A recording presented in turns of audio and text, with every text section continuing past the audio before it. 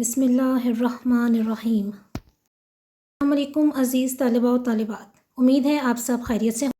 عزیز طلباء و طالبات، آج ہم ترجمہ القرآن میں اپنے سبق نمبر 9 سورہ ابراہیم کا مطالعہ کریں گے، جس کے عنوان کے تحت آپ کو تعارف، مرکزی موضوع اور مضامین پڑھائے جائیں گے، ساتھ ساتھ آپ کو اس کی سب ہیڈنگز بھی لکھوائی جائیں گی۔ تو آئیے مطالعے کا آغاز کرتے ہیں۔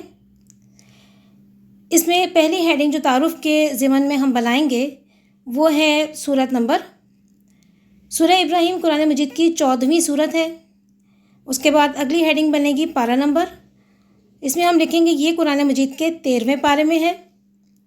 پھر ہم ہیڈنگ بنائیں گے وجہ تسمیہ، یعنی اس سورت کا نام سورہ ابراہیم کیوں رکھا گیا۔ اس سورت کی آیت نمبر 35 میں موجود حضرت ابراہیم علیہ السلام کی مناسبت سے اس سورت کا نام سورہ ابراہیم ہے۔ اس کے بعد اس کے رکوع اور آیات کی تعداد لکھیں گے۔ اس میں 7 رکوع اور 52 آیات ہیں۔ مقام نزول، یہ سورت مکہ مکرمہ میں نازل ہوئی۔ اہل مکہ کی نسبت، یعنی کہ اہل مکہ کیا کہتے تھے؟ اہل مکہ ہر قسم کے شرک اور بت پرستی کے باوجود اپنی نسبت حضرت ابراہیم علیہ السلام کی طرف کرتے اور خود کو ابراہیمی کہتے تھے۔ اس سورت میں حضرت ابراہیم علیہ السلام کے افکار و اعمال کو اجاگر کر کے ان کے عقائد کے ضمن میں اسلامی عقائد کی وضاحت کی گئی ہے۔ اس کی ہم ہیڈنگ بنائیں گے اسلامی عقائد کی وضاحت۔ اگلی ہیڈنگ ہے ہمارے پاس حضرت ابراہیم علیہ السلام کی دعائیں۔ اس صورت میں حضرت ابراہیم علیہ السلام کی متعدد یعنی کئی دعاؤں اور ان کی قبولیت کے بعد اللہ تعالیٰ کا شکر ادا کرنے کا تذکرہ ہے۔ مرکزی موضوع دیکھیے، سورت ابراہیم کا مرکزی موضوع شرک کی مذمت اور توحید کا اثبات ہے، یعنی شرک کا جو ہے وہ انکار کیا گیا ہے اور توحید کو ثابت کیا گیا ہے۔ اس کے بعد اس کے بنیادی مضامین ہیں ہمارے پاس۔ اس میں پہلی ہیڈنگ ہم بنائیں گے قرآن مجید کی عظمت و شان۔ سورہ ابراہیم کے آغاز میں قرآن مجید کی عظمت و شان بیان کرتے ہوئے ارشاد فرمایا گیا ہے کہ یہ کتاب کسی انسان کی کوششوں کا نتیجہ نہیں بلکہ اللہ تعالیٰ کی طرف سے نازل کردہ ہے، جس کا مقصد انسانوں کو کفر و شرک کی تاریکیوں سے نکال کر توحید و رسالت کے نور اور روشنی کی طرف لانا ہے۔ اگلی ہیڈنگ ہم بنائیں گے اللہ تعالیٰ کی وضاحت۔ اس صورت میں اللہ تعالیٰ نے یہ وضاحت فرمائی ہے کہ اللہ تعالیٰ نے جس قوم کی طرف نبی مبعوث فرمایا وہ نبی اس قوم کی زبان ہی میں اللہ تعالیٰ کے احکامات کی وضاحت فرماتا تھا، یعنی کہ اگر لوگ عربی بولتے ہیں تو نبی جو احکامات لے کے آئے وہ عربی زبان میں، جو عسرانی بولتے تھے ان کے لیے جو نبی مبعوث کیے گئے وہ ان کی زبان بھی عسرانی تھی اور پروردگار نے اپنے احکامات بھی اسی زبان میں نازل فرمائے۔ اس کے بعد اگلی ہیڈنگ ہے سابقہ امتوں کے عروج و زوال کے احوال و واقعات۔ اس صورت میں سابقہ امتوں کے عروج و زوال کے احوال و واقعات بیان کیے گئے ہیں جن میں اللہ تعالیٰ کی قدرت کی نشانیاں ہیں۔ اس کے بعد اگلا دیکھیں مختلف انبیاء کرام علیہ السلام کا تذکرہ۔ علیہ السلام یا علیہ السلام ہمیشہ پورا لکھیں گے۔ اس ضمن میں حضرت موسیٰ علیہ السلام اور نوح علیہ السلام کے اقوام اور قوم عاد و ثمود کا تذکرہ کیا گیا ہے۔ تمام انبیاء کرام علیہ السلام نے توحید اور آخرت پر ایمان لانے، توبہ اور توکل کی دعوت دی، یعنی اللہ تعالیٰ پر بھروسہ رکھنے کی دعوت دی، آخرت پر ایمان لانے کی دعوت دی، توحید پر ایمان لانے کی دعوت دی، یعنی کہ کوئی نہ کوئی آخری ایک ایسا دن ہوگا جس دن ہر شخص کو اپنے اعمال کا جواب دہ ہونا ہوگا، کیونکہ بعض مذاہب ایسے ہیں، ابھی بھی ایسے ہیں جن کے نزدیک یہ دنیا کی زندگی ہی کافی ہے اور وہ آخرت پر ایمان نہیں رکھتے، یعنی وہ انہوں نے خدا تو بنا رکھی ہیں لیکن وہ آخرت پر ایمان نہیں رکھتے، وہ روز حشر پر یا سوال و جواب کے سلسلے پر جو ہے وہ اعتقاد نہیں رکھتے، وہ یہ سمجھتے ہیں کہ جو کچھ آپ نے دنیا میں کیا ہے یہیں پر آپ نے اس کا بدلہ پا لیا ہے۔ لیکن ان اقوام نے انہیں اپنے جیسا انسان ہونے کا طعنہ دے کر ان کی دعوت کو ٹھکرا دیا اور شہر سے نکال دینے کی دھمکیاں دی، یعنی کہ آپ کو جو ابھی شروع میں بتایا گیا کہ پروردگار نے نبی انہی میں سے لیے گئے، یعنی اسی قوم میں مبعوث کیے تاکہ ان کی زبان سمجھ سکیں وہ ایک دوسرے کی اور ان کو اپنائیت کا احساس ہو، لیکن پھر بھی انہوں نے کہا کہ نہیں تم ہمارے جیسے انسان ہو تو تم میں ایسی کیا خاص بات ہے۔ اسی وجہ سے جو ہے لوگوں نے جو ہے کافروں نے منکروں نے جو ہے وہ انبیاء کرام علیہ السلام سے معجزات بھی طلب کیے کہ اگر تم ہمارے جیسے انسان ہو اور کوئی ہم سے اوپر کوئی درجہ یا رتبہ رکھتے ہو تو پھر معجزہ کر کے دکھاؤ، کوئی ایسی بات دکھاؤ جو ہماری عقل سے سمجھ سے باہر ہو، جو ہمیں لگے کہ ہاں تم کوئی خاص ہم سے الگ انسان ہو اپنے اختیارات کے حوالے سے۔ اس صورت میں انبیاء کرام علیہ السلام کی دعوت نہ ماننے پر جہنم کی آگ خصوصاً مائن صدید یعنی کھولتا ہوا پانی پلانے کی وعید سنائی گئی ہے، خبردار کیا گیا، تنبیہ کی گئی ہے اس حوالے سے، اور جو ان کے حلق سے مشکل سے گزرے گا اور موت کی تکلیف طاری ہونے کے باوجود وہ مر نہ پائیں گے، یعنی کہ اتنا کھولتا ہوا پانی ان کو پلایا جائے گا لیکن وہ مرنا چاہیں گے وہاں جہنم میں بھی، لیکن حالانکہ وہ مر چکے ہوں گے لیکن اس کے باوجود وہ چاہیں گے کہ یہ جو ہمارے پر عذاب ہے ٹال دیا جائے، ہم مر جائیں، کس طرح ہمارے احساسات ختم ہو جائیں، لیکن ایسا نہیں ہوگا۔ اگلی ہیڈنگ مضامین میں ہم بنائیں گے مشرکین کے اعمال کی مثال۔ سورہ ابراہیم میں مشرکین کے اعمال کے حوالے سے ارشاد فرمایا گیا ہے کہ اللہ تعالیٰ اور آخرت پر ایمان نہ ہونے اور رسول اللہ خاتم النبیین صلی اللہ علیہ وآلہ وسلم کی اتباع یعنی اطاعت، ان کی پیروی نہ کرنے کی وجہ سے ان کے اعمال برباد ہو جائیں گے، اور ان کی مثال اس راکھ کی طرح ہے جسے تیز آندھی اڑا لے جائے۔ جب جہنم میں لوگوں کو پھینکا جائے گا تو دنیا میں جو کمزور لوگ تھے وہ اپنے طاقتور لوگوں سے کہیں گے کہ ہم دنیا میں تمہارے فرما بردار تھے، تمہارا حکم مانتے تھے، تمہارے کہے پر چلتے تھے، تو آج تم اس عذاب سے نجات دینے کے لیے ہماری کچھ مدد کرو،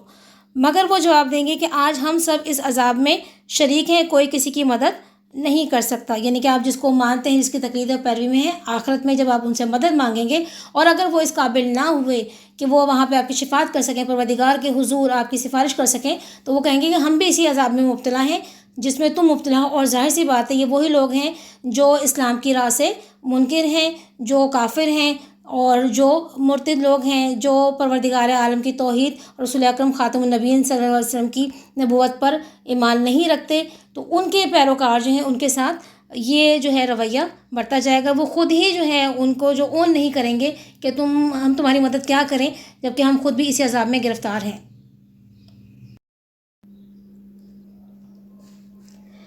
شیطان کی دشمنی کی حقیقت اس کی ہیڈنگ ہے۔ سورہ ابراہیم میں شیطان کی دشمنی کی حقیقت کو واضح کیا گیا ہے کہ قیامت کے دن شیطان اپنے ماننے والوں کو کہے گا کہ اللہ تعالیٰ نے جو ان سے وعدے کیے تھے وہ سب سچے تھے، یعنی کہ نیک اعمال پر جو جنت کا اور بخشش کا اور معافی کا جو وعدہ کیا تھا وہ سچا تھا، اور میرے سب وعدے جھوٹے تھے، میں تمہارا کسی طرح مددگار نہیں ہوں، میں نے تو تمہیں بہلانے پھسلانے کی دعوت دی اور تم نے فوراً قبول کر لی، یعنی کہ اگر میں نے تمہیں گناہوں کی طرف آمادہ کیا، تمہیں جو ہے ناانصافی پر مجبور کیا، ظلم و جبر پر جو ہے وہ اس کا راستہ دکھایا، تو تم نے بھی وہ بات فوراً مان لی، لہٰذا اب مجھے ملامت نہ کرو، لہٰذا اب مجھے برا بھلا مت کہو، خود اپنے آپ کو ملامت کرو، نہ تم میری فریاد رسی کر سکتے ہو، یعنی کہ نہ تم میری مشکل کو دور کر سکتے ہو، میری فریاد کو پہنچ سکتے ہو، اور نہ میں تمہاری فریاد رسی کر سکتا ہوں، میں تم سے بری ذمہ ہوں، میں تمہارا کسی معاملے میں ذمہ دار نہیں ہوں۔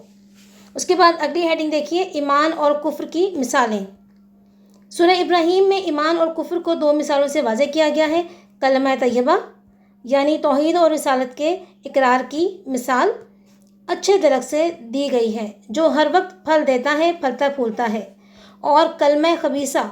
یعنی حق کے انکار کی مثال بیکار جڑی بوٹیوں کی سی ہے، یعنی کہ آپ وہ درخت جو ہے جو اچھا پھلتا پھولتا ہے، جس پہ پھل اگ سکتے ہیں، جو سرسبز ہوتا ہے، شاداب ہوتا ہے، لوگ اس کو ایکسیپٹ کرتے ہیں، اس کو قبول کرتے ہیں، پسند کرتے ہیں کہ وہ ان کے پاس ہو، لیکن کلمہ خبیثہ کی مراد جو ہے وہ خودرو خاص جڑی بوٹیوں جیسی ہے کہ اگر آپ کے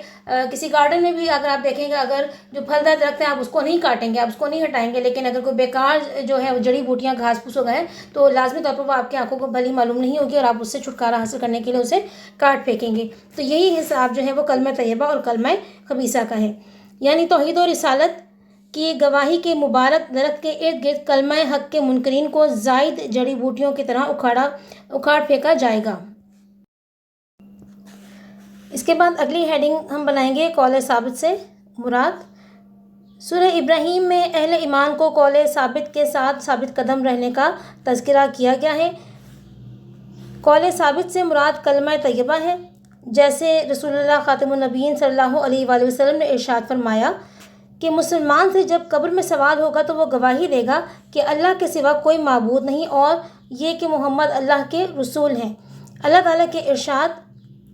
یثبت اللہ الذین آمنوا بالقول الثابت فی الحیات الدنیا وفی الآخرہ کا یہی مطلب ہے۔ اس کے بعد دیکھیے اگلی ہم نے ہیڈنگ بنائی اللہ تعالیٰ کی قدرت کے دلائل۔ ایمان باللہ کے ضمن میں یعنی اللہ تعالیٰ پر ایمان کے سلسلے میں اللہ تعالیٰ کی قدرت کے دلائل بیان کیے گئے ہیں۔ اللہ تعالیٰ وہ ہے جس نے زمین و آسمان پیدا کیے۔ اب یہاں پروردگار کی قدرتیں بیان کی گئی ہیں کہ کیا کیا پروردگار نے کیے اور کیا کیا وہ کر سکتا ہے۔ آسمان سے پانی برسایا، طرح طرح کے پھل پیدا کیے، کشتیوں کو پانی پر چلنے کے لیے مسخر کیا، سورج اور چاند اور دن اور رات کو مسخر کیا، ہماری دعاؤں کو سننے والا ہے۔ نعمتوں کی ناقدری کرنے والے انسان کو ظالم یعنی بے انصاف اور کافر یعنی ناشکرا کہا گیا ہے۔ اس کے بعد اگلی ہیڈنگ ہم بنائیں گے حضرت ابراہیم علیہ السلام کی جامع دعا کا تذکرہ۔ سورہ ابراہیم میں حضرت ابراہیم علیہ السلام کی اس جامع دعا کا تذکرہ ہے جسے ہر مسلمان اپنی تمام نمازوں میں مانگتا ہے۔ حضرت ابراہیم علیہ السلام کی یہ دعا بھی سورہ ابراہیم میں ذکر کی گئی ہے۔ ترجمہ دیکھیے اس کا۔ اے میرے رب، اس شہر کو امن والا بنا دیجیے اور مجھے اور میری اولاد کو دور رکھیے اس بات سے کہ ہم بتوں کی پوجا کریں۔ سورہ ابراہیم آیت نمبر 35۔ سورہ ابراہیم کے آخر میں قیامت کے دن مجرمین کی حالت بیان کی گئی ہے۔ اس کی ہیڈنگ ہم بنا رہے ہیں قیامت کے دن مجرمین کی حالت۔ جب وہ قیامت کے دن کا ہولناک منظر دیکھیں گے تو ان کی آنکھیں پھٹی کی پھٹی رہ جائیں گی۔ وہ اپنے کرتوتوں پر، اپنے اعمال پر پچھتا رہے ہوں گے، افسوس کر رہے ہوں گے اور اللہ تعالیٰ سے گزارش کر رہے ہوں گے کہ ہمیں ایک بار پھر دنیا میں بھیج دے، اب ہم اچھے اعمال کریں گے۔ مگر جواب میں انہیں دنیا کی زندگی یاد کروائی جائے گی کہ تم حق کو پہچاننے کے باوجود انکار اور تکبر کیا کرتے تھے۔ عزیز طلباء طالبات، یہ تھا ہمارا آج کا مطالعہ سورہ ابراہیم۔ اس میں آپ کو جو مختصر چھوٹی چھوٹی ہیڈنگز بتائی گئی ہیں، بڑی ہیڈنگز کے درمیان میں ان کو لکھنے کا طریقہ یہ ہوگا کہ اگر آپ سورہ ابراہیم کے عنوان اور تعارف، مرکزی موضوع اور بنیادی مضامین کے بڑے عنوانات کے لیے اگر آپ موٹا مارکر استعمال کرتے ہیں 604 یا 605، تو پھر آپ اس کے لیے جو اندر کی ہیڈنگز ہیں تعارف میں، جیسے پارہ نمبر ہے، سورت نمبر ہے، ان کے لیے آپ پوائنٹر یوز کر سکتے ہیں تاکہ بہت زیادہ ایک دم سے ابھرا ہوا کام نہ لگے۔ پھر اس کے ساتھ آپ پین استعمال کر سکتے ہیں، اور پوائنٹر کے سلسلے میں بھی ہے کہ آپ بلیک پوائنٹر بھی استعمال کر سکتے ہیں اور بلو پوائنٹر بھی استعمال کر سکتے ہیں، یا راؤنڈ ٹپ مارکر جو ہے وہ استعمال کر سکتے ہیں۔